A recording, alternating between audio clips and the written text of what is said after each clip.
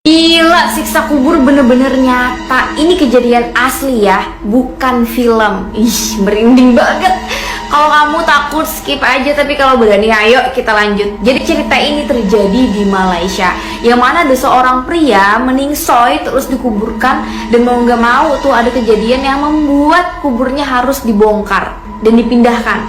Dan setelah dipindahkan itu, warga yang melihatnya yakin itu adalah siksa kubur.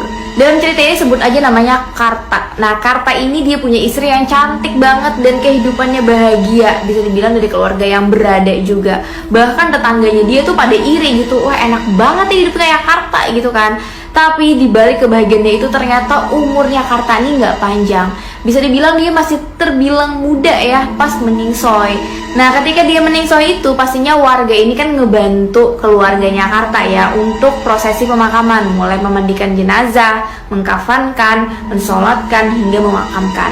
Nah, ketika di rumah duka tuh itu tuh tercium aroma yang tidak sedap. Sampai-sampai keluarga tuh harus membagi kamper atau wewangian gitu di sudut-sudut ruangan. Tapi tetap aja itu nggak bisa menutupi aroma tidak sedap ini. Terus mandi jenazah itu bahkan harus menghadapi jenazahnya Karta yang dalam kondisi aneh karena dia emang misalnya sakit sih. Nah, setelah dimandikan, dikafankan gitu kan, disolatkan, lalu dimakamkan lah di pemakaman umum. Dimakamkan, selesai di pemakaman, keluarganya udah mau pulang. Tapi pas masih di area pemakaman, tiba-tiba tuh ada petugas pemakaman yang baru datang. Dia langsung mencegat keluarga dan bilang, "Pak, Bu, makam Bapak Karta jangan di sana. Itu udah di booking lahannya sama satu keluarga dan mereka nggak mau ada makam lain di sana." Terus keluarganya Karta bilang, "Ya nggak bisa dong, kita udah melakukan prosesi pemakaman, ya mohon dimengerti," gitu kan.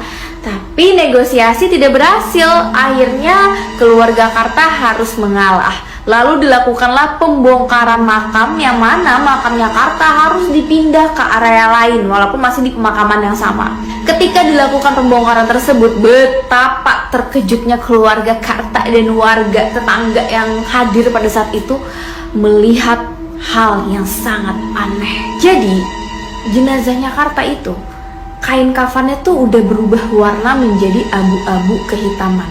Literally abu-abu menuju hitam gitu. Terus penggali kubur kan kayak ngerasa, kok gini ya warnanya? Harusnya warnanya coklat karena warna tanah gitu.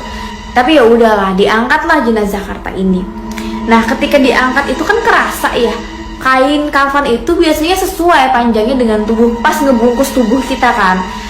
Tapi itu tuh kayak bersisa, seolah-olah badan Karta ini mengecil. Ketika sudah diangkat, dibukalah nih kain kafannya Karta. Betapa kagetnya semua orang yang di sana melihat kondisi Karta yang udah mengerikan banget. Selain aroma tidak sedap, terus kayak gosong-gosong, itu juga kakinya tuh kayak menekuk ke atas. Jadi kayak posisi monyet, tahu kan kayak gimana? Kayak gitu. Lalu udah jangan diperpanjang gitu kan. Dilanjutkanlah pemakaman ulang untuk si Karta.